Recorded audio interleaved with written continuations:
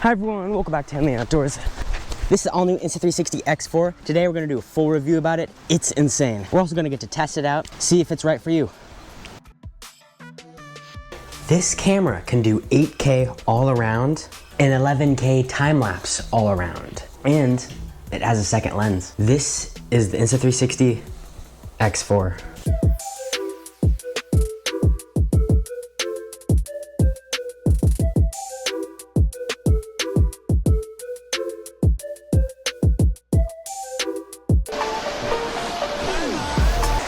Bro.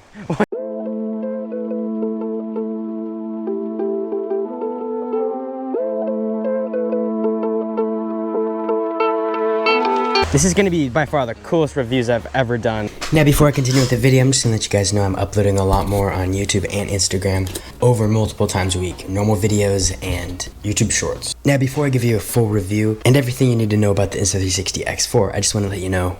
And if you enjoy the outdoors or the content we do here at Handling Outdoors, sometimes we're just salmon fishing or exploring a lake in my dad's professional salmon fishing boat. Sometimes we go camping or hike up in the mountains to go fishing in lakes. We also sometimes do videos about GoPros or even crayfish in a river. Sometimes we even put GoPros in crayfish traps. Most of the time it's just epic adventures in the outdoors in 4K. So make sure to subscribe if you enjoy content like that. Alright, so first the competition. Specifically, just for 360 cameras. Insta360 makes obviously the best 360 cameras. It says it in their name, Insta360. This is the newest one, the X4. However, they don't always make 360 cameras. This is their main line though, they mostly do. If you were to compare this to the X3, this is basically 2 times better. Insta360 makes most of the 360 cameras. They kind of own the market. They're the flagship for 360 action cameras. Now let me explain this first. There are other cameras you could buy that no one really knows about. They're from small companies that make really expensive, much better action 360 cameras. I don't know of any. As far as between other companies, GoPro also made 2 360 cameras. The GoPro Fusion in 2015 or 2016, I believe, and the GoPro Max in 2019, which they're thinking about making another one. KuCam also makes 360 cameras. Most are mid, but the expensive ones are good.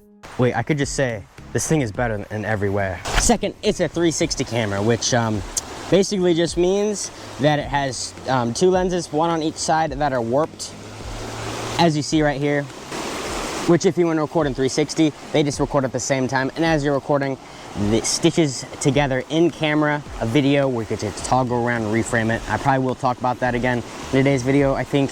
This also technically doubles as a drone because you can't see the selfie stick when you stick it out really far.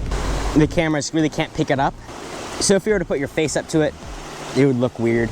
All right, so for number 3, how does it record in 360? Or what are your resolutions? And also, when you record in 360, you get to reframe it on the app, which I'll explain the usability of the app soon. But this thing can technically record double the resolution and frame rates, I hope you know what that means, than the X3 and technically the GoPro Max, while adding an extra one. So this can do 8K 30 FPS, 5.7K 60 FPS, which allows you to do somewhat slow motion. The X3 is capped at 5.7K 30 FPS. The GoPro Max can do 5.6K 30 FPS, which is, you see why I upgraded.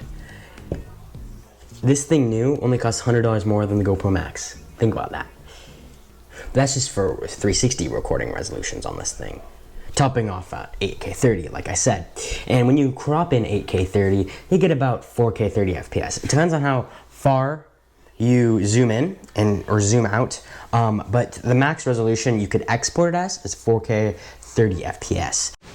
And like I did mention earlier, the GoPro Max and the X4 and many other Insta360 360 cameras can record in normal mode. And they have 2 cameras that are used both for 360, but you could use one. You get to choose which one each time you record a video, which one you record with. And on the X4, you get not 4K 30 like on the X3, you get 4K 60 FPS in just normal recording mode. If you want to record HDR with one lens, you can get 4K 30. You can also get 4K 30 with Me mode, which is not HDR, it's just 4K 30, but I think it always tracks around the camera and tracks under your face while you're recording.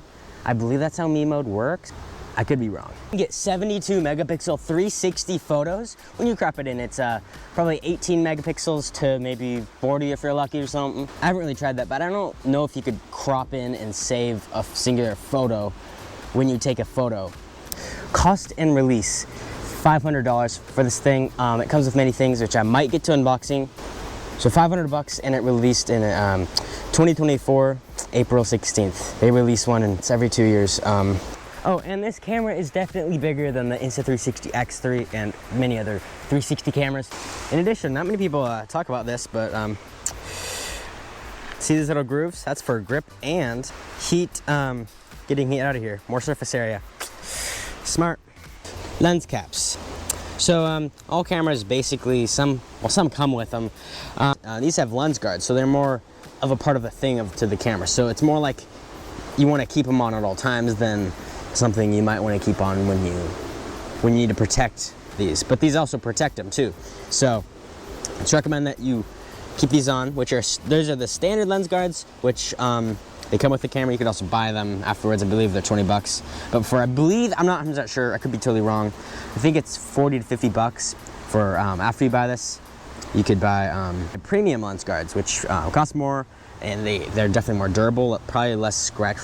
They're more scratch resistant, and they say they're more clear, but that's probably not true. The app. How is the usability? Now, I say it's simple. I mean it's simple. Simpler than the GoPro app. And when I mean it's simple, and I compare it to my editing software, this is incredibly simple. Like, you probably already know how to use this. That's how simple it is. We'll start with the camera. The screen size is bigger than the X3, the Cool Cam, the GoPro Max, the GoPro Hero 12, which I'm starting to need bigger screen size more and more. Mostly the responsiveness, which overall, against GoPros, 50% more responsive, maybe 30, all over all the other things I just listed. Turn it right on, click the power button right there. Sometimes it takes a minute. There's a power button right there. You can customize this button. I currently have it to change its modes. And then this is always gonna be the record button. And that's it. Those are all the buttons you could possibly use. So all you need to do is you need to click this button right here. You can choose between anything, video, photo, a bunch of other things. With 360, you get extra. You can also record in HDR, which is see my recording setup. Yeah, that's just to change settings. And if you're recording 360 or single lens, all you need to do is click that and just 360 single lens. And here's the flip the camera around if you don't want to toggle it around. This is the field of view. You get to view it in mostly, or you could choose the field of view if you're on single lens mode, not in 360, because you get infinite view on 360. We're gonna slide down this way. As you see right there, you could have all these settings on auto, or just do it manually. And you get to have there's low light, extra stabilization to low light, and there's ISO, shutter, like if it's vivid, the coloring is vivid, standard, or just. And then just swipe up, you get to see your percentage, technically what time it is in military time. I don't know how to change that yet. There's brightness, there's loudness, and then you could also connect Bluetooth stuff here, and there's settings, a bunch of things you can scroll through settings. I don't think there's anything else to it. Okay, whatever. Anyway, you go to the app, there's a little wallpaper. Everything's all set up, laid up for you, and you could see down there, you can connect to your device. And this is Explore, so you can see people's posts, or you can click on your icon in one of these corners, and you can kind of make your own posts. You can get followers. It's kind of like a off-brand social media a little bit. It's just for Insta360 users. And you could have all or downloaded or just camera media just from your camera. If it's connected, you click this middle yellow button, connect your camera, and you get to scroll, find your cameras you want to use. Click that little check button. You get to do what you want with these little things, delete them, send them to your, if they're already cropped in, send them right to your devices. But you got Shot Lab, and there's also auto edits or something, and there's a storage of AI. You can also make AI warp. So part of Shot Lab is you can do AI warp, which takes AI and takes in what it sees and changes it to things that are similar to it with AI. There's also something called Sky Swap, which you could just change the sky. There's Fly Lapse, and there's another thing called Cinema Lapse, which you just wave your camera around a place, and it just really makes it look like it's a drone, FPV drone. And there's also Selfie Stick Eraser for non-360 cameras. You could do like horizon flip stuff and electric surge, or like some if this video does well, I'm gonna let you guys know, maybe, and this video got a couple views, or no, couple hundred views. I'll probably do a video featuring just showing you all the cool things on ShotLab for the X4. Anyway, that's it for that. This usability on this thing is so easy. Bigger screen, a little bit bigger, and more responsive. What more can you ask for? Waterproof and durability. So, yeah, these things are really durable. Waterproof up to 33 feet, you might want a diving case for more clarity. Anyway, the rest of the features are star trail lights. Point your camera up at the stars overnight like a time-lapse, and it looks amazing in 18 megapixels in 360. And due to the extra detail, you get Deep Track 3.0, and after recording feature, all you need to do is highlight the object you want to track. There are so many other things I might have missed, so ask me any questions related to this video in the comments.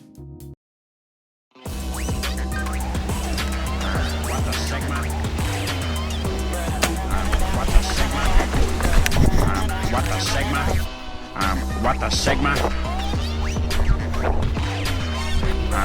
the Sigma?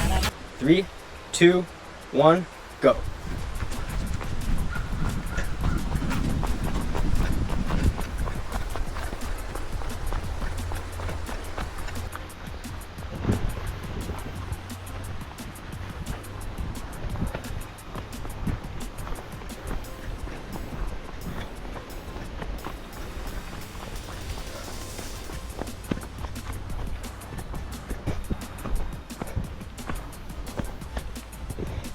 Check this out.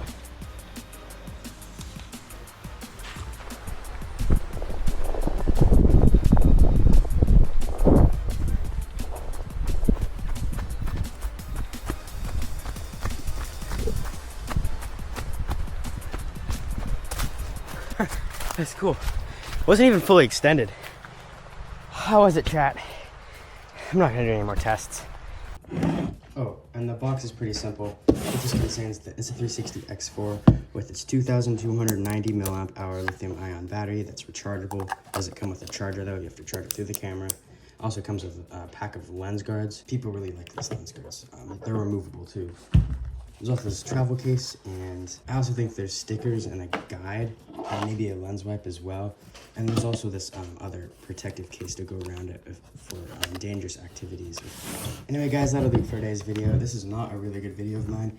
It just wasn't really highly edited. This is more for people who really wanted the in-depth review of this camera. It looks really good right now.